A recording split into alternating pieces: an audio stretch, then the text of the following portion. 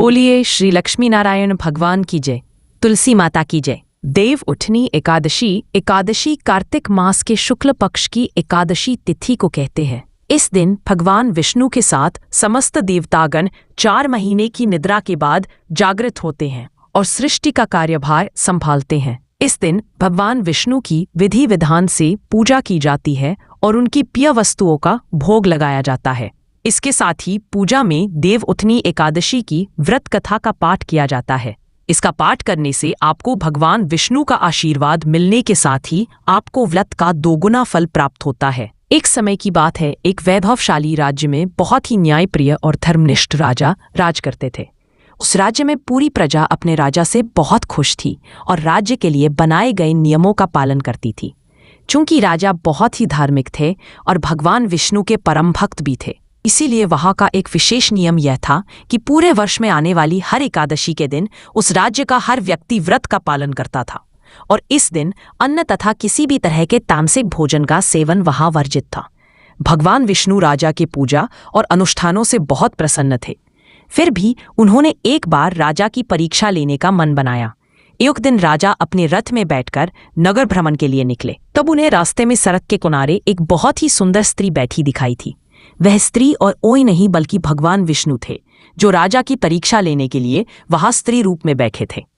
राजा ने अपने रथ को रुकवाया और उस स्त्री के पास गए। इतनी सुंदर स्त्री को देखकर राजा उस पर मोहित हो गए और उनसे अपने महल में एक रानी के रूप में चलने का निवेदन किया।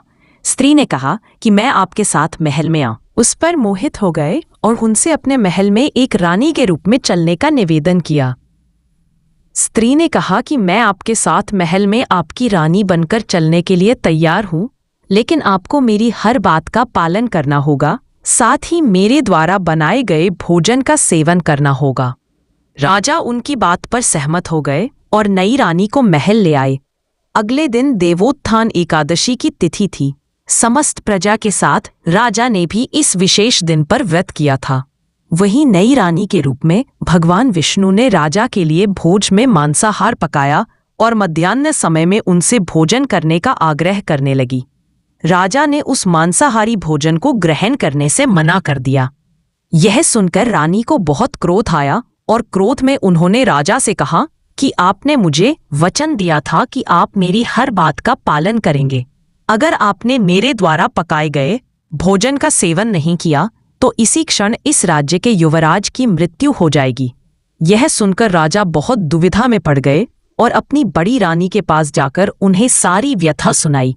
बड़ी रानी ने राजा से कहा कि राजन, आप अपने धर्म का पालन करें। एक पुत्र के जाने पर दूसरा पुत्र आ सकता है, लेकिन धर्म एक बार जाने के बाद दोबारा मनुष्य के पास लौटकर नहीं आता। रानी और राजा आपस में बात कर ही रहे थे कि तभी वहां युवराज आ गए। उन्होंने अपने माता पिता की बातचीत को सुन लिया था। युवराज ने अपने पिता से कहा कि पिताजी, मैं प्राण त्यागने के लिए तैयार हूं, आप कृपया अपना धर्म ना छोड़ें। इतना सुनकर राजा और रानी दोनों ही भावुक हो गए। युवराज प्राण त्यागने ही वाले थे कि रानी के रूप में भगवान विष्णु वहां प्रकट हुए और अपने असली रूप में उन तीनों को दर्शन दिए। भगवान विष्णु ने कहा कि हे राजन, मैं तुम्हारी धर्मपरायणता से बहुत प्रसन्न हूं। इस विशेष तिथि पर किए गए व्रत के प्रभाव से मैं तुम्हें मुक्ति और परम लोक में निवास करने का वरदान प्रदान करता हूँ। भगवान विष्णु के दिए वरदान के प्रभाव से राजा ने शीघ्र ही युवराज का राज तिलक किया और उसे राज्य की बागडोर सौंपने के बाद एक विमान में बैठकर परमलोक में निवास करने के लिए चले गए। बोलिए श्री लक्ष्मी नारायण भगवान की जय, तुलसी माता की जय।